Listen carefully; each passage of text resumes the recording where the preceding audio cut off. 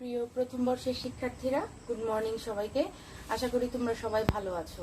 আমরা আমাদের অনলাইন ক্লাসে আজকে 58তম লেকচারে আছি।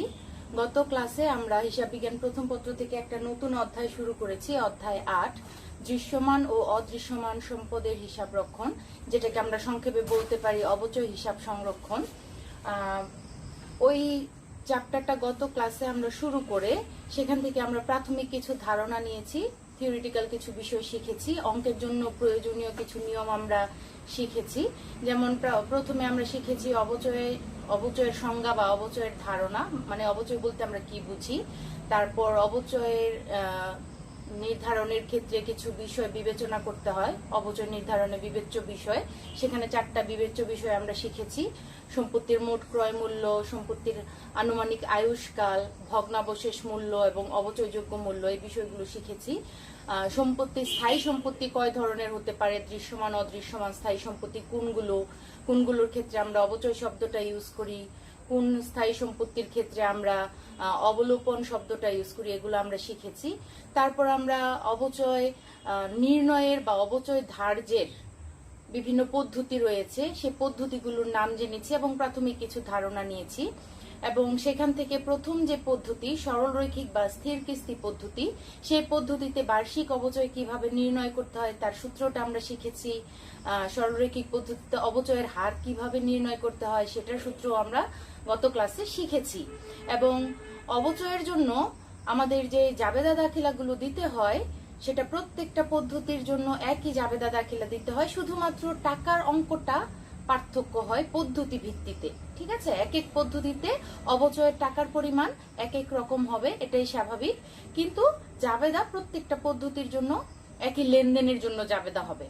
ঠিক আছে, এবং আমাদের এই চ্যাপ্টারটা জাবেদা খতিয়ান ভিত্তিক এবং কখনো কখনো অবচয় বিশদায় বিবরণীতে কেমন করে উপস্থাপন করতে হয়, অথবা স্থায়ী সম্পত্তিটা আর্থিক অবস্থার বিবরণীতে কিভাবে প্রদর্শন করতে হয় সেটা কখনো কখনো দেখানোর কথা বলতে পারে উদ্দীপকে বা করণীয়তে, সেগুলো আমরা অঙ্ক করার সময় সেগুলোর প্রয়োগ আমরা দেখব। তো আজকে আমরা অবচয় নির্ধারণের যে 4টা পদ্ধতির নাম আমরা শিখেছি। আমাদের পদ্ধতি ছিল 5টার মধ্যে সর্বশেষ পদ্ধতি ছিল অন্যান্য পদ্ধতি, সেখানেও আরো তিন ধরনের বা 4 ধরনের পদ্ধতির নাম লেখা ছিল, সেগুলো আমরা একটু ধারণা নিয়ে রাখবো বলেছি আমি গত ক্লাসে। তবে মেইনলি 4টা পদ্ধতি, যে 4টা পদ্ধতিতে আমাদের অঙ্ক করতে হবে এবং সবচেয়ে গুরুত্বপূর্ণ হচ্ছে প্রথম 2টা পদ্ধতি, সরলরৈখিক বা স্থির কিস্তি পদ্ধতি, দ্বিতীয়টা হচ্ছে ক্রমহ্রাসমান বা দ্বিগুণ ক্রমহ্রাসমান যে পদ্ধতি, আর তৃতীয়টা হচ্ছে উৎপাদন পদ্ধতি, চতুর্থটা হচ্ছে বর্ষ সংখ্যা সমষ্টি পদ্ধতি। অবচয় ধার্যের জন্য এই পদ্ধতিগুলো ব্যবহার করে আমরা এই চ্যাপ্টারের অঙ্ক করব। তবে আজকে আমরা প্রথম পদ্ধতির সূত্র যেহেতু শিখেছি গত ক্লাসে, তো প্রথম পদ্ধতি সরলরৈখিক পদ্ধতি বা স্থির কিস্তি পদ্ধতি ব্যবহার করে একটা অঙ্ক করব। ঠিক আছে, আজকে আমরা প্রথম সৃজনশীল ব্যবহারিক সমস্যা সমাধান করব সরলরৈখিক বা স্থির কিস্তি পদ্ধতিতে, এই অধ্যায় 8 থেকে, যে পদ্ধতির সূত্র আমরা জানি। তারপরেও এই পদ্ধতিতে অবচয় কিভাবে, বার্ষিক অবচয় কিভাবে নির্ণয় করতে হয়, অবচয়ের হার কিভাবে নির্ণয় করতে হয়, অথবা অবচয় মূল্য কিভাবে আমরা বের করতে পারি, বা সম্পত্তির মোট ক্রয় মূল্যটা কিভাবে বের করতে হয়, সেই বিষয়গুলোর সম্পর্কে যে ছোট ছোট সূত্রগুলো আছে সরলরৈখিক পদ্ধতিতে, সেই সূত্রগুলো আমরা আরেকবার রিভাইজ করে নিই আজকে অঙ্ক শুরু করার আগে। তাহলে চলো আমরা আমাদের ক্লাসে চলে যাই। আমরা আজকে করব সৃজনশীল ব্যবহারিক সমস্যা ও সমাধান। সেটা তোমাদের বইয়ের 2020 সংস্করণ, যে বইটা তোমরা হিসাব বিজ্ঞান প্রথম পত্র বইটা ফলো করছো, সেখানে 937 পৃষ্ঠায় 5 নাম্বার যে অঙ্কটা আছে সরলরৈখিক পদ্ধতির একটা অঙ্ক, সেখানে একটা প্যারাগ্রাফ আকারে উদ্দীপক দেয়া আছে। সেই উদ্দীপক থেকে আমাদের যেগুলো করণীয় সেগুলো আমরা করব। সেটা 5 নাম্বার অঙ্কটা আজকে আমরা করব, আর সেটা হচ্ছে সরলরৈখিক পদ্ধতির অঙ্ক। যেহেতু এই পদ্ধতি আমরা গত ক্লাসে আলোচনা করেছি, তারপরেও আরেকবার বলি, সরলরৈখিক পদ্ধতিতে অবচয়ের পরিমাণ হচ্ছে প্রতি বছর স্থির থাকে, অর্থাৎ একটা স্থায়ী সম্পত্তি ক্রয় করার পর সেটার আনুমানিক আয়ুষ্কাল যতদিন ধরা হয়, ঠিক আয়ুষ্কালের প্রত্যেক বছর অবচয়ের পরিমাণটাকে স্থির রাখা হয়। এটাই হচ্ছে সরলরৈখিক বা স্থির কিস্তি পদ্ধতির বৈশিষ্ট্য, যেন হিসাবকাল শেষে বা আয়ুষ্কাল শেষে ওই সম্পত্তির কোনো উদ্বৃত্ত না থাকে। যেন শূন্যে পরিণত হয়। আসলে বাস্তবে কোনো স্থায়ী সম্পত্তির মূল্য কিন্তু শূন্যে পরিণত হয় না, আস্তে আস্তে হ্রাস পেতে থাকে। তবে স্থির কিস্তি পদ্ধতি বা সরলরৈখিক পদ্ধতি সহজভাবে যেন অবচয় নির্ণয় করা যায় এবং আয়ুষ্কাল পর্যন্ত প্রতি বছর যেন অবচয়ের পরিমাণটাকে সহজেই ধার্য করা যায় বা স্থির রাখা যায় অবচয়ের পরিমাণটাকে, সেই জন্য এই পদ্ধতিতে অবচয় সহজভাবে ধার্য করা হয়। এবং এই পদ্ধতিতে অবচয় নির্ণয়ের বা বার্ষিক অবচয় নির্ণয়ের যে সূত্রটা, সেটা হচ্ছে সম্পত্তির মোট ক্রয় মূল্য থেকে ভগ্নাবশেষ মূল্য বাদ দেওয়ার পর যে মূল্যটা বের হয় সেটাকে আনুমানিক আয়ুষ্কাল দিয়ে ভাগ করলেই বার্ষিক অবচয়টা নির্ণয় করা হয়ে যায় এবং সেই অবচয়ের পরিমাণটাই প্রতি বছর স্থির রাখা হয় আয়ুষ্কাল পর্যন্ত। তাহলে আমরা সরলরৈখিক পদ্ধতির সূত্রগুলো আরেকবার একটু রিভাইজ করে নেই, আর তোমরা প্রয়োজনে খাতায় তুলে নাও, যেন এই সূত্র অনুযায়ী আমাদের যদি কোনো করণীয় থাকে, আমরা আজকে যে অঙ্কটা করব, যেন এই সূত্রগুলো প্রয়োগ করতে পারি সঠিকভাবে এবং ভবিষ্যতে আমরা এই পদ্ধতিতে যে অঙ্কগুলো করব বা পরীক্ষার সময় আসলে যেন আমরা এই সূত্রগুলো ব্যবহার করে অঙ্ক করতে পারি, সেজন্য সূত্রগুলো তোমরা খাতায় লিখে নাও। এখানে দেখো, সরলরৈখিক বা স্থির কিস্তি পদ্ধতিতে বার্ষিক অবচয়, অবচয় হার এবং অবচয়যোগ্য মূল্য নির্ণয়ের সূত্র। তাহলে কয়টা বিষয় আমরা এখানে শিখছি?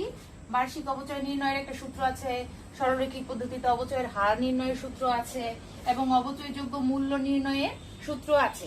আর সম্পত্তির মোট ক্রয় মূল্য বলতে কি বুঝি সেটা আমি গত ক্লাসেই তোমাদের বুঝিয়েছি।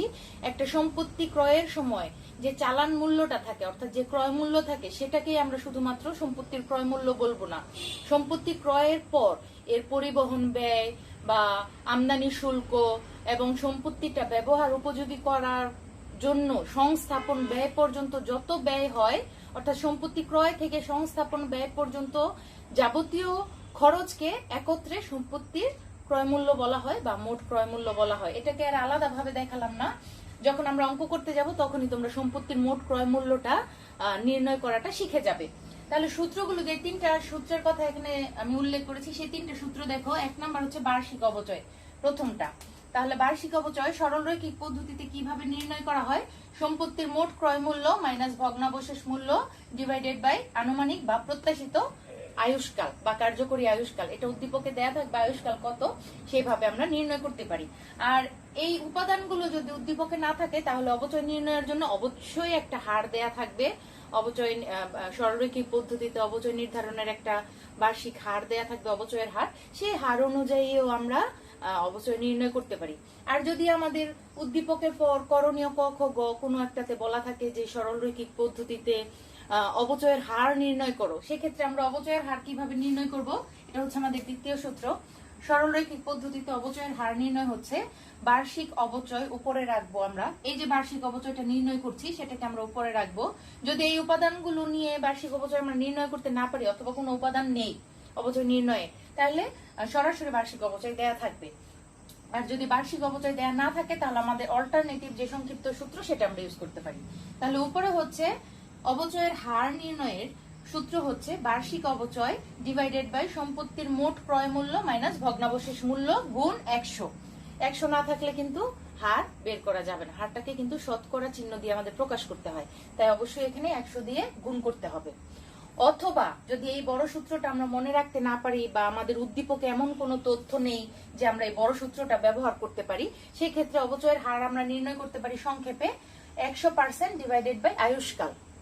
100কে আমরা যদি আয়ুষ্কাল দিয়ে ভাগ করি, তাহলে আমরা সরলরৈখিক পদ্ধতিতে অবচয়ের হার পেয়ে যাব। ঠিক আছে, তোমাদের যে সূত্রটা সহজ মনে হয় তোমরা সেই সূত্রটাই ব্যবহার করবে অঙ্কের প্রয়োজনে, এবং অবচয় নির্ণয়ের জন্য মাস্ট এই সূত্রটা আমাদের লাগবে। তাহলে বার্ষিক অবচয় নির্ণয়ের সূত্রটা আমরা আরেকবার বলি। সম্পত্তির মোট ক্রয় মূল্য মাইনাস ভগ্নাবশেষ মূল্য ডিভাইডেড বাই আনুমানিক আয়ুষ্কাল। ঠিক আছে, উপাদানগুলো আমাদের উদ্দীপকে দেয়া থাকবে, আমরা সূত্রের মধ্যে বসিয়ে সেভাবে প্রয়োগ করব। আর সম্পত্তির মোট ক্রয় মূল্য বলতে আমি তোমাদের বুঝিয়েছি, সম্পত্তি ক্রয় থেকে শুরু করে পরিবহন, আমদানি শুল্ক, সংস্থাপন ব্যয় পর্যন্ত যাবতীয় ব্যয়কে একত্রে সম্পত্তির মোট ক্রয় মূল্য বলা হয়। অর্থাৎ সম্পত্তির চালান মূল্য, যেটা যেই দামে আমি সম্পত্তিটা কিনেছি, সেটার পর আরো পরিবহন খরচ, আমদানি শুল্ক, তারপর এটার জন্য যদি পরিবহনের বীমা খরচ কিছু থাকে, বীমার সেই খরচ, তাহলে সংস্থাপন ব্যয়, তারপর এগুলো যদি থাকে তাহলে একত্রে যোগ করে আমরা সেটাকে বলবো সম্পত্তির মোট ক্রয় মূল্য। সেখান থেকে আমরা ভগ্নাবশেষ মূল্য বাদ দিব যদি উদ্দীপকে দেয়া থাকে তাহলে, আর যদি উদ্দীপকে ভগ্নাবশেষ মূল্য দেয়া না থাকে তাহলে এখানে আমরা 0 ধরবো। তাহলে মোট ক্রয় মূল্য থেকে 0 বাদ দিয়ে আমরা আনুমানিক আয়ুষ্কাল দিয়ে ভাগ করব। অর্থাৎ আমাদের সূত্র ঠিক থাকবে, যে যে উপাদান দেয়া থাকবে সেগুলো ইউজ করব, যেগুলো দেয়া থাকবে না সেগুলো আমরা 0 ধরবো। ঠিক আছে, এরকম। তাহলে 3 নাম্বারটা হচ্ছে অবচয়যোগ্য মূল্য। অবচয়যোগ্য মূল্য আমরা 1 নাম্বার সূত্র থেকেই পাই। উপরের অংশটাকে অবচয়যোগ্য মূল্য বলা হয়। তাহলে সম্পত্তির মোট ক্রয় মূল্য মাইনাস ভগ্নাবশেষ মূল্য, এটাই হচ্ছে আমাদের সম্পত্তির অবচয়যোগ্য মূল্য। অর্থাৎ যে মূল্যটার উপর আমরা অবচয় ধরতে পারি সেটাকে আমরা আনুমানিক আয়ুষ্কাল দিয়ে ভাগ করলেই এটাকে বলা হয় অবচয়যোগ্য মূল্য। এটাকে অবচয়যোগ্য মূল্যকে আমরা আয়ুষ্কাল দিয়ে ভাগ করলেই অবচয় পেয়ে যাই। তাহলে অবচয়যোগ্য মূল্যটা কিন্তু আমরা এই 1 নাম্বার থেকেই পাচ্ছি। ঠিক আছে, তাহলে আমরা কয়টা সূত্র শিখলাম? বেসিকলি আমরা 2টা সূত্র শিখলাম, 1 আর 2। এই 2টা হচ্ছে মেইন সূত্র, আর 1 নাম্বার থেকে আমরা আরেকটা ছোট বিষয় আমরা নির্ণয় করতে পারি। আর মোট ক্রয় মূল্য তো বলেই দিলাম। তাহলে চলো আমরা অঙ্কে চলে যাই। আমরা আজকে যে অঙ্কটা করব, তোমরা সূত্রগুলো খাতায় তুলে নাও অবশ্যই, কারণ এগুলো প্রত্যেকটাই কাজে লাগবে। তাহলে আমরা সূত্রগুলো একটু মুছে আমরা উদ্দীপকটা পড়ি প্রথমে, তারপর সূত্র মুছি, কারণ আমাদের বলা যায় না উদ্দীপকে এখানে কোন সূত্রটা কাজে লাগবে। আগে উদ্দীপকটা পড়ে নেই। তোমরা 937 পৃষ্ঠা বের করো এবং 5 নাম্বার অঙ্কটা দেখো লেখা আছে। আমি তোমাদের জন্য পড়ে দিচ্ছি, তোমরা পেন্সিল রাখো হাতে, এবং এখানে কোনটা সম্পত্তির ক্রয় মূল্য কত, এর সাথে আরো কোনো খরচ আছে কিনা, ভগ্নাবশেষ মূল্য কত, আয়ুষ্কাল কত, এগুলো প্রয়োজনে পেন্সিল দিয়ে আন্ডারলাইন করতে পারো সূত্রের প্রয়োজনে। সম্পত্তির অবচয়যোগ্য মূল্য নির্ণয় এবং সরলরৈখিক পদ্ধতিতে অবচয়। ঠিক আছে, তাহলে এখানে আমাদের অবচয়যোগ্য মূল্য নির্ণয় করার কথা বলা আছে উপরে, এবং সরলরৈখিক পদ্ধতিতে অবচয় নির্ণয়ের কথা বলা আছে। তাহলে আমাদের 1 আর 3 নাম্বার সূত্র কিন্তু এই অঙ্কের জন্য কাজে লাগবে। 2011 সালের 1 জানুয়ারি তারিখে জনাব তাহসিন 2,21,000 টাকায় একটি মেশিন ক্রয় করেন। উক্ত তারিখে মেশিনটি সংস্থাপন বাবদ ব্যয় হয় 80,000 টাকা এবং পরিবহন খরচ হয় 10,000 টাকা। মেশিনটির আয়ুষ্কাল 10 বছর এবং আয়ুষ্কাল শেষে ভগ্নাবশেষ মূল্য হবে 11,000 টাকা। প্রতিষ্ঠানটি প্রতি বছর 31শে ডিসেম্বর তারিখে হিসাব নিকাশ সম্পন্ন করে। তাহলে এখানে উদ্দীপক দেখে বোঝা যাচ্ছে যে সূত্রে আমাদের যা যা দরকার সবকিছু কিন্তু উদ্দীপকে আছে।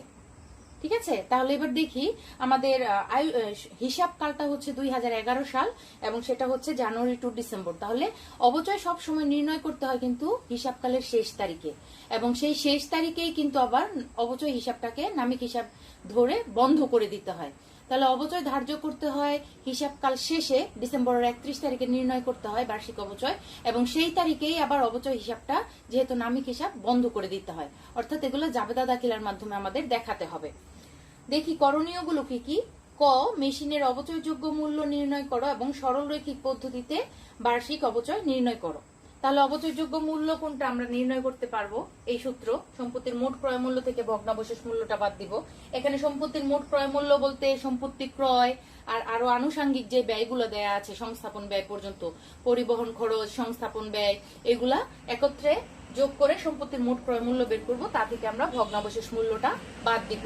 ঠিক আছে, তাহলে আমরা ক নাম্বারের প্রথম অংশটা করতে পারবো। এবং বার্ষিক অবচয়, বার্ষিক অবচয় কিভাবে বের করব? সম্পত্তির মোট ক্রয় মূল্য থেকে ভগ্নাবশেষ মূল্য, অর্থাৎ এটা তো আমরা বের করেই ফেলছি প্রথম অংশে, সেই অবচয়যোগ্য মূল্যটাকে আনুমানিক আয়ুষ্কাল দিয়ে ভাগ করলেই আমাদের বার্ষিক অবচয়টা বের হয়ে যাবে। এখানে অনেক সময় আমরা সূত্রে সরাসরি এই কথাটা না লিখেও আমরা অবচয়যোগ্য মূল্য সংক্ষেপে লিখতে পারি উপরের অংশে, কারণ এটার মানেই হচ্ছে অবচয়যোগ্য মূল্য। তাহলে অবচয়যোগ্য মূল্য ভাগ আয়ুষ্কাল, তাহলে কিন্তু বার্ষিক অবচয় বের হয়। আমরা এটা না লিখেও অল্টারনেটিভ ভাবে এই কথাটাও লিখতে পারি। ঠিক আছে, তাহলে আমাদের সবকিছু ছোটখাটো অল্টারনেটিভ বিষয়গুলো আমাদের জেনে রাখা দরকার, কারণ কখন কোন অঙ্কের জন্য কোন বিষয়টা প্রয়োজন পড়ে আমরা কিন্তু জানি না। তাই আমাদের এই সমস্ত বিষয়গুলো জেনে রাখা খুবই জরুরি। তাহলে আমরা ক নাম্বারটা করতে পারবো সূত্র ইউজ করে। খ নাম্বার বলছে উপরোক্ত তথ্যাবলী অবলম্বনে প্রথম 2 বছরের জাবেদা দাখিলা দেখাও। প্রথম বছর সম্পত্তি ক্রয় করা হয়েছে জানুয়ারির 1 তারিখে, আর আমাদের পরের জাবেদা হচ্ছে অবচয় নির্ধারণের জাবেদা। আরেকটা হচ্ছে অবচয় হিসাব বন্ধ করার জাবেদা। এটা হচ্ছে প্রথম বছরের জাবেদা। আর একইভাবে দ্বিতীয় বছরের জাবেদা হবে শুধুমাত্র অবচয় ধার্যের জাবেদা এবং অবচয় বন্ধের জাবেদা, কারণ দ্বিতীয় বছর তো আর সম্পত্তি ক্রয় করা হয়নি। তাহলে অবচয় ধার্য এবং অবচয় বন্ধ এই দুইটা জাবেদা যতদিন পর্যন্ত নতুন সম্পত্তি ক্রয় না করা হচ্ছে ততদিন পর্যন্ত চলতেই থাকবে, ঠিক আছে, যত বছরের করতে বলে। আর যখনই সম্পত্তি ক্রয় করা হবে তখন মাত্র শুধুমাত্র সম্পত্তি ক্রয়ের জাবেদা দিতে হবে। আমরা যখন অঙ্ক করব তখন তোমরা তখন এটা আরো ভালোভাবে বুঝতে পারবে। গ নাম্বার বলেছে প্রথম বছরের অবচয় হিসাব এবং প্রথম 2 বছরের অবচয় হিসাব এবং পুঞ্জীভূত অবচয় হিসাব মেশিন তৈরি করো। অর্থাৎ অবচয় হিসাবটা আমরা সম্পত্তির নাম ধরেই কিন্তু করি, অবচয় হিসাব মেশিন এত, পুঞ্জীভূত অবচয় হিসাব মেশিন ক্রেডিট, এরকম করে আমরা জাবেদা কিন্তু করি। মেশিন আমরা যে সব সম্পত্তিটা ক্রয় করি সেই সম্পত্তির নাম কিন্তু আমরা উল্লেখ করি জাবেদায়। তাই এখানে পুঞ্জীভূত অবচয় হিসাব মেশিন তৈরি করো। যেহেতু হিসাব করতে বলেছে, তাহলে কোনো কিছুর হিসাব করতে বলা মানে কিন্তু খতিয়ান করতে বলা। তাহলে অবশ্যই আমরা বুঝতে পারছি এখানে 2 বছরের জন্য আমাদের অবচয় হিসাব এবং পুঞ্জীভূত অবচয় হিসাব করতে বলা হয়েছে। এখানে 2 বছরের জন্য করতে বলা মানে কিন্তু 2 বার অবচয় হিসাব করতে হবে, 2 বার পুঞ্জীভূত অবচয় হিসাব করতে হবে তা কিন্তু না। আবার 2 বছরের জাবেদা দেওয়ার মানে 2টা জাবেদার ছক করতে হবে তা কিন্তু না। ছক একটাই থাকবে, সেখানে ধাপে ধাপে যত বছরের জন্য করতে বলবে আমরা সেইভাবে ততগুলো বছরের জন্য করব একই ছকে। খতিয়ানও একই ছকে করব, কিন্তু যতগুলো বছরের জন্য করতে বলবে ততগুলো বছরের জন্য করব। এখন আমরা অঙ্কের প্রয়োগটা দেখব, সলিউশনটা দেখব। তাহলে সলিউশনটা দেখলে তোমরা বুঝতে পারবে যে এই চ্যাপ্টার অঙ্কগুলো আমাদের কেমন করে করতে হবে, জাবেদা খতিয়ান কিভাবে করতে হবে। চলো তাহলে আমরা প্রথম সলিউশনে চলে যাই। সমাধান ক, তোমরা একটু বইতে দেখো সমাধান ক আছে, আমিও তোমাদের জন্য করে দিচ্ছি।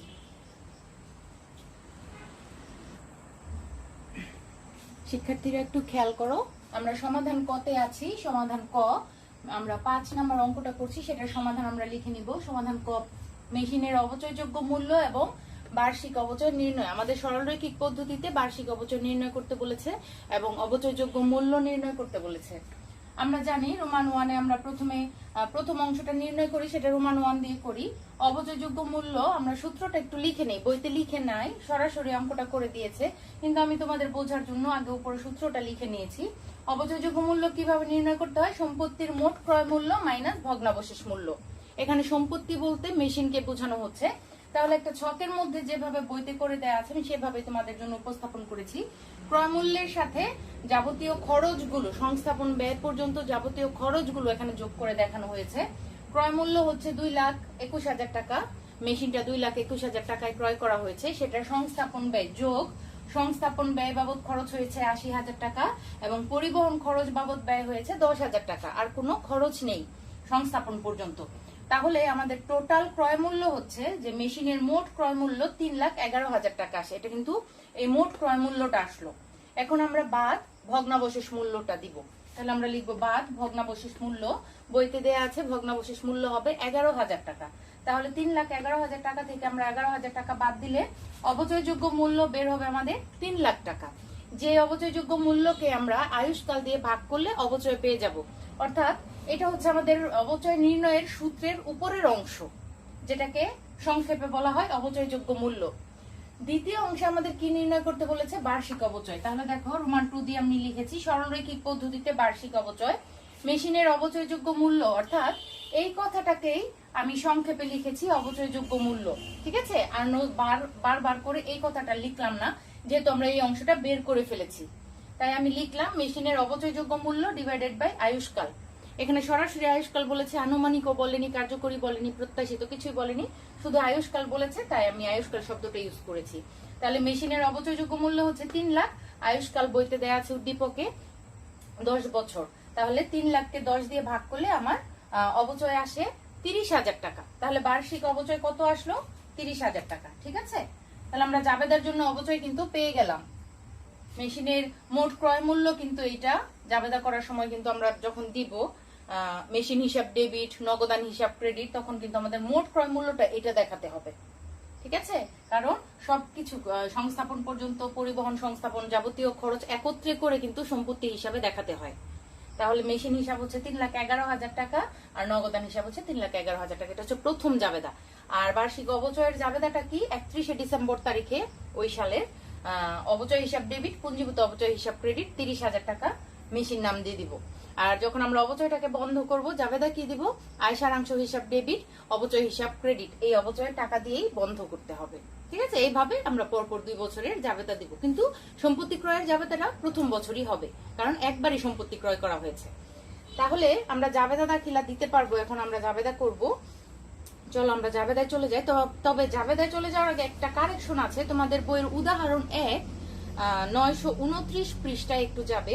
সেখানে উদাহরণ 1-এ 2 নাম্বার সমাধান যেখানে আছে 2-এর ক, সরল রৈখিক পদ্ধতিতে অবচয় নির্ণয় ও জাবেদা দাখিলা, সেখানে বার্ষিক অবচয়টা নির্ণয় করা হয়েছে, যেটা সূত্র ঠিকঠাক ভাবে লেখা হয়েছে, কিন্তু অ্যামাউন্টটা আয়ুষ্কালটা যেটা বসানো হয়েছে 10,000 বসানো হয়েছে ভুলবশত, সেটা হবে আয়ুষ্কাল 10 বছর। ঠিক আছে, 10,000 লেখা হয়ে গেছে, প্রিন্টিং মিস্টেক। তোমরা 3টা শূন্য কেটে দিবে নিচের অংশে, আয়ুষ্কালে 10 লিখবে, আর 10,000-এর যে এক্সট্রা 3টা শূন্য সেটা কেটে দিবে। এবং অবচয়টাই আসবে হচ্ছে 20,000 টাকা। এখানে অবচয় লিখেছে 10,000 টাকা, তোমরা একটাকে কেটে 2 বানিয়ে দিবে। ঠিক আছে, সমান সমানের পরে 20,000 টাকা হবে। অর্থাৎ 2 লাখকে 10 দিয়ে ভাগ করলে 20,000 টাকা হয়। এখানে 10,000 টাকা প্রিন্টিং মিস্টেক হিসেবে লেখা হয়ে গেছে। তাহলে আয়ুষ্কালটা ঠিক করে নিবে এবং অবচয়ের পরিমাণটা 20,000-এর জায়গায় 10,000 লেখা হয়েছে সেটাও একটু ঠিক করে নিবে। এটা হচ্ছে 929 পৃষ্ঠা উদাহরণ 1-এর 2 নাম্বার করণীয়। 2 নাম্বারের ক, সরলরৈখিক পদ্ধতিতে যে অবচয়ের সূত্রটা নির্ণয় করা হচ্ছে, সূত্রটা প্রয়োগ করা হচ্ছে, সেখানে সংখ্যাগুলো একটু ভুল লেখা হয়ে গেছে, আয়ুষ্কাল এবং অবচয়ের পরিমাণটা সেটা একটু ঠিক করে নিবে। এখন আমরা খ নাম্বার সমাধানে চলে যাই। আমাদের প্রথম 2 বছরের জাবেদা দিতে বলেছে। তাহলে তোমরা একটা জাবেদার ছক করো, আমিও তোমাদের জন্য সমাধানটা করে দিচ্ছি। স্টুডেন্টস একটু খেয়াল করো, আমরা খ নাম্বারের সমাধানে আছি, সাধারণ জাবেদা করব। আর আমাদের জাবেদা দিতে বলেছে উপরোক্ত তথ্যাবলী অবলম্বনে প্রথম 2 বছরের জাবেদা দাখিলা দেখাও। এবং আমরা জাবেদা দাখিলা যখন দিব অবশ্যই ব্যাখ্যা দিব, ব্যাখ্যাটা খুবই ইম্পর্টেন্ট। আর যদি বলে যে ব্যাখ্যার প্রয়োজন নেই, তখন আমরা ব্যাখ্যা দিব না। আর এখানে উদ্দীপক অনুযায়ী আমাদের খুঁজে বের করতে হবে কি কি লেনদেনের জাবেদা দিতে হবে। প্রথমে আমাদের সম্পত্তির ক্রয় মূল্যের জাবেদা, ক্রয়ের জাবেদা দিতে হবে। ঠিক আছে, দ্বিতীয়টা হচ্ছে অবচয় ধার্যের জাবেদা দিতে হবে, এবং তৃতীয়টা হচ্ছে অবচয় বন্ধের জাবেদা দিতে হবে। এই 3টা জাবেদা প্রথম বছরের জন্য মেইন। তারপরের বছরগুলোতে যদি সম্পত্তি আর ক্রয় না করা হয়, তাহলে জাবেদা অবচয় ধার্যের জাবেদা এবং অবচয় বন্ধের জাবেদাটা ক্রমান্বয়ে দিতে হবে। তাহলে এখানে প্রথম 2 বছরের জন্য যেহেতু জাবেদা দিতে বলেছে, আমরা শুধু 2 বছরের জাবেদা করব। 2011 সাল এবং 2012 সালের জাবেদাটা করব। একটা জিনিস মনে রাখবে, অবচয় ধার্য করা হয় হিসাবকালের শেষ তারিখে, অর্থাৎ যদি হিসাবকালটা হয় জানুয়ারি টু ডিসেম্বর, তাহলে ডিসেম্বর 31 তারিখে, এবং সেই তারিখে কিন্তু নামিক হিসাব ধরে অবচয়টাকে বন্ধ করতে হয়। সেক্ষেত্রে আমাদের তারিখটা একটু গুরুত্ব সহকারে বিবেচনা করতে হবে। এখানে দেখো জাবেদা আমরা লিখেছি জনাব তাহসিন, সাধারণ জাবেদা, অবশ্যই শিরোনাম দিতে হবে। আর কলামগুলো তারিখ, বিবরণ, খতিয়ান পৃষ্ঠা, ডেবিট টাকা, ক্রেডিট টাকা। প্রথম যে জাবেদাটা, সম্পত্তি যেই তারিখে ক্রয় করা হয়েছে, সম্পত্তি ক্রয় করা হয়েছে 2011 সালের জানুয়ারির 1 তারিখে, তাহলে জাবেদা হবে 2011 জানুয়ারি 1। মেশিন হিসাব ডেবিট, নগদান হিসাব ক্রেডিট। আমরা যে সম্পত্তিটা ক্রয় করেছি সেটার নাম দিব। আর আমরা ব্যাখ্যাটা কি লিখলাম? মেশিনের মোট ক্রয় মূল্য হিসাবভুক্ত হলো। মোট ক্রয় মূল্য আমরা কত বের করেছিলাম ক নাম্বারে? 3,11,000 টাকা। তাহলে 3,11,000 টাকা আমরা বসালাম ডেবিট ক্রেডিটে। দ্বিতীয় জাবেদাটা এখন হচ্ছে আমাদের অবচয় ধার্যের জাবেদা। আমরা কিন্তু ক নাম্বারে অবচয় নির্ণয় করে ফেলেছি। আমাদের অবচয় এসছে 30,000 টাকা। আর স্থির কিস্তি পদ্ধতি বা সরলরৈখিক পদ্ধতির সুবিধাটা কি? প্রতি বছর অবচয়ের পরিমাণ স্থির থাকে, বারবার আর অবচয় প্রত্যেক বছর নির্ণয় করতে হয় না। তাহলে আমরা এই যে একবার 30,000 টাকা নির্ণয় করলাম, এই 30,000 টাকা দিয়েই আমরা আয়ুষ্কাল পর্যন্ত জাবেদা দিতে পারবো। ঠিক আছে, তাহলে আমাদের পরের জাবেদা হচ্ছে ডিসেম্বরের 31 তারিখে অবচয় ধার্য করব। তাহলে অবচয় হিসাব ডেবিট আর ক্রেডিট হয় পুঞ্জীভূত অবচয় হিসাব। যে সম্পত্তিটা আমরা কিনি সেই সম্পত্তির নাম দিয়ে পুঞ্জীভূত অবচয়টা লিখতে হয়। তাহলে পুঞ্জীভূত অবচয় হিসাব মেশিন ক্রেডিট, এভাবে জাবেদা দিতে হয়। আমরা সেটা জানি, আমরা যখন সাধারণ জাবেদা করেছি তখন আমরা এইভাবেই দিয়েছি। তাহলে অবচয় হিসাব ডেবিট, পুঞ্জীভূত অবচয় হিসাব ক্রেডিট, 30,000 টাকা 30,000 টাকা। অবচয় আমরা অলরেডি ক নাম্বারে নির্ণয় করেছি। আর এরপরে 31 তারিখে আবার অবচয় হিসাবটা যেহেতু নামিক হিসাব বন্ধ করে দিতে হবে, এর জাবেদা আমাদের অবশ্যই দিতে হবে। অবচয় ধার্য করা মানে এটা বন্ধ করে দিতে হবে। তাহলে অবচয় যেহেতু নামিক হিসাব বন্ধের জন্য একটা হিসাবকে নিয়ে আসতে হয়, সেটা হচ্ছে আয় সারাংশ হিসাব। তাহলে অবচয় যখন ডেবিট হয়, আমরা যখন অবচয় ওপেন করি তখন ডেবিট হয়, আর যখন অবচয়টাকে আমরা ক্লোজ করে দেই তখন উল্টা হয়ে যায়, অবচয় হিসাব হয়ে যায় তখন ক্রেডিট। আর বিপরীতে আসে আয় সারাংশ হিসাব, সেটা হয়ে যাবে ডেবিট। ঠিক আছে, ডেবিটকে বন্ধ করতে, ডেবিট কোনো নামিক সম্পত্তি বন্ধ করতে হলে সেটাকে ক্রেডিট করে দিতে হবে, ক্রেডিট কোনো নামিক সম্পত্তিকে বন্ধ করতে হলে উল্টা করে দিতে হবে, ডেবিট করতে হবে। ঠিক আছে, এরকম। তাহলে আয় সারাংশ হিসাব ডেবিট, অবচয় হিসাব ক্রেডিট, সে একই টাকা।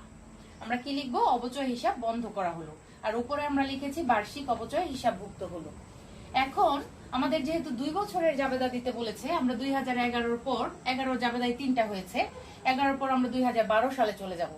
2012 সালে তো আমরা নতুন করে মেশিন কিনিনি, তাই আমাদের প্রথম জাবেদাটা আর হবে না। আমরা মেশিন ক্রয়ের জাবেদা যখন কিনবো শুধুমাত্র তখনই দিব, কিন্তু অবচয় ধার্য এবং অবচয় বন্ধ এই জাবেদাটা বারবার চলতে থাকবে। তাহলে 2012 সালেও গিয়ে এই সেম 2টা জাবেদা হবে। তাহলে 2012 ডিসেম্বর 31 সেম জাবেদাটা আবার লিখবো, অবচয় হিসাব ডেবিট, পুঞ্জীভূত অবচয় হিসাব মেশিন ক্রেডিট, একই টাকা, যেহেতু সরলরৈখিক পদ্ধতিতে টাকার পরিমাণ একই হয় এবং জাবেদাগুলোও সেম হয়। ঠিক আছে, যদি এখানে অন্য পদ্ধতি হতো তাহলে কিন্তু এখানে পরের বছর গিয়ে টাকার পরিমাণটা, অবচয়ের টাকার পরিমাণ চেঞ্জ হয়ে যেত। পদ্ধতি ভিত্তিতে টাকার পরিমাণ, অবচয়ের টাকার পরিমাণ চেঞ্জ হবে। তারপর অবচয় আমরা ধার্য করলাম, আর এটা লিখবো আমরা ব্যাখ্যাটা সেম, বার্ষিক অবচয় হিসাবভুক্ত হলো। আর অবচয় ধার্য করব যখন অবচয়টা বন্ধ করব, তাহলে সেটাও 31 তারিখে আয় সারাংশ হিসাব ডেবিট, অবচয় হিসাব ক্রেডিট, অবচয় হিসাব বন্ধ করা হলো সেম। আশা করি একই টাকা দিয়ে করা হবে, অবচয়ের টাকাটা দিয়েই খোলা হবে, অবচয়ের টাকাটা দিয়েই বন্ধ করা হবে। তা আশা করি এই জাবেদাটা করতে তোমাদের খুব একটা মানে কষ্ট হবে না বা বুঝতেও সমস্যা হবে না, কারণ সরলরৈখিক পদ্ধতিটা হচ্ছে সবচেয়ে সহজ পদ্ধতি। শুধুমাত্র অবচয় ধার্যের সূত্রটা মনে রাখলেই হয়, কোনটাকে অবচয় যোগ্য মূল্য বলে, অবচয়ের হার কিভাবে নির্ণয় করতে হয়, ও বার্ষিক অবচয়টা কিভাবে নির্ণয় করতে হয়, এই বিষয়গুলো একটু মনে রাখলে সেক্ষেত্রে জাবেদা দিতেও কোনো সমস্যা হয় না, আর খতিয়ান করতেও কোনো সমস্যা হয় না। এখন গ নাম্বার আমাদের বলেছে প্রথম 2 বছরের জন্য অবচয় হিসাব ও পুঞ্জীভূত অবচয় হিসাব মেশিন তৈরি করো। তাহলে আমরা এই জাবেদা থেকেই 2 বছরের এই অবচয় হিসাব 1টা 2টা 3টা 4টা, তাহলে এই অবচয় হিসাব নিয়ে 2 বছরের জাবেদা থেকে আমরা খতিয়ান করতে পারবো। আর পুঞ্জীভূত অবচয় যেখানে আছে, পুঞ্জীভূত অবচয়, সেগুলো নিয়ে আমরা 2 বছর পুঞ্জীভূত অবচয় হিসাব খতিয়ান করতে পারবো। ঠিক আছে, আমরা এইভাবে এখন দেখবো যে আমরা কিভাবে অবচয় হিসাবের খতিয়ান করতে হয় এবং পুঞ্জীভূত অবচয় হিসাবে খতিয়ান করতে হয়। যেহেতু তোমরা খতিয়ান করা শিখেছো, টি ছক বলো বা চলমান জের ছক বলো, তোমরা খতিয়ান শিখেছো, তাহলে জাবেদা থেকে তোমরা ইজিলি খতিয়ান করতে পারবে। আমি না করে দিলেও তোমরা করতে পারবে। তারপরেও যেহেতু আজকে প্রথম অঙ্ক, আমি খতিয়ান দুটো করে দিচ্ছি। আমি এখানে বইতে চলমান জের ছক ইউজ করা হয়েছে, তবে আমি একাধিক বছরের জন্য যে খতিয়ানগুলো করতে বলে, মানে হিসাব করতে বলে যেখানে একাধিক বছরের জন্য, সেখানে কোনো কিছু উল্লেখ না থাকলে, কোন ছকে করতে হবে ছক নির্দিষ্ট করা না থাকলে আমি প্রিফার করি টি ছকটা। এখানে বইতে চলমান জের ছক আছে, তোমরা দেখে শিখতে পারো চলমান জের ছক, তবে আমি এখন তোমাদের জন্য টি ছক ইউজ করে 2টা খতিয়ান করব। ঠিক আছে, টি ছক ইউজ করলে একটা সুবিধা আছে যে ব্যালেন্স গুলো সঠিক নির্ণয় করা যায় এবং ব্যালেন্সটা ডেবিট হচ্ছে না ক্রেডিট হচ্ছে সেটা সহজভাবে বা সঠিকভাবে জানা যায়। এজন্য একাধিক বছরের জন্য কোনো খতিয়ান যদি করতে বলে বা কোনো হিসাব যদি করতে বলে, সেক্ষেত্রে টি ছকটা ইউজ করাটাই বেটার, যদি নির্দিষ্ট করে না বলে দেয়। তাহলে চলো আমরা গ নাম্বারটা করি। স্টুডেন্টস, গ নাম্বারটা দেখো একটু সমাধানটা। গ নাম্বার আমাদের বলেছে অবচয় হিসাব এবং পুঞ্জীভূত অবচয় হিসাব মেশিন 2 বছরের জন্য খতিয়ান করতে বলা হয়েছে। তো অবচয় হিসাবের খতিয়ানটা এবং পুঞ্জীভূত অবচয় হিসাব মেশিন যে খতিয়ানটা আমি টি ছক ইউজ করেছি, টি ছকের খতিয়ান তোমরা সবাই করতে পারো, ছকটা সবাই তোমরা আঁকতে পারো। ডেবিট ক্রেডিট 2টা সাইড থাকে, সেখানে তারিখ, বিবরণ, জাবেদা পৃষ্ঠা, টাকা, তোমরা জাবেদা পৃষ্ঠা কলামটা সঠিক নাম ইউজ করবে। আবার ক্রেডিট সাইডেও তারিখ, বিবরণ, জাবেদা পৃষ্ঠা, টাকা, এই শব্দগুলো কলামের নাম আমরা ইউজ করব। আচ্ছা, অবচয় হিসাবের জাবেদা থেকে যদি আমরা খতিয়ান করি, আমাদের 2011 সালে অবচয়ের প্রথম জাবেদা ছিল ডিসেম্বর 31 তারিখে অবচয় হিসাব ডেবিট, পুঞ্জীভূত অবচয় হিসাব ক্রেডিট। তাহলে অবচয় হিসাব আমরা ডেবিট দিকে টাকার কলামে বসাবো, টাকাটা 30,000, ভিতরে নাম বসবে পুঞ্জীভূত অবচয় হিসাব মেশিন, যেটা বিপরীতে ছিল, এবং তারিখটা ছিল 2011 সালের ডিসেম্বরের 31 তারিখ জাবেদা অনুযায়ী। আর অবচয় হিসাবের পরবর্তী জাবেদাটা ছিল সেটা বন্ধের জাবেদা, সেখানে ছিল আয় সারাংশ হিসাব ডেবিট, অবচয় হিসাব ক্রেডিট। তাহলে পরবর্তী জাবেদাটা একই তারিখে অবচয় হিসাব ক্রেডিট, ক্রেডিট দিকে টাকাটা বসালাম, এবং বিপরীতে ছিল আয় সারাংশ হিসাব। ঠিক আছে, আর তারিখটা সেম। তাহলে এখানে কোনো দুই সাইডে টাকার পরিমাণ ডেবিটে ক্রেডিটে সমান হয়ে মানে সমান যোগফল হয়ে গেছে। আমরা যোগফল যেহেতু আর কোনো হিসাব নেই অবচয়ে, আমরা এটাকেই যোগ করে নিচে নামিয়ে ক্লোজ করে দিলাম 2011 সালের জন্য।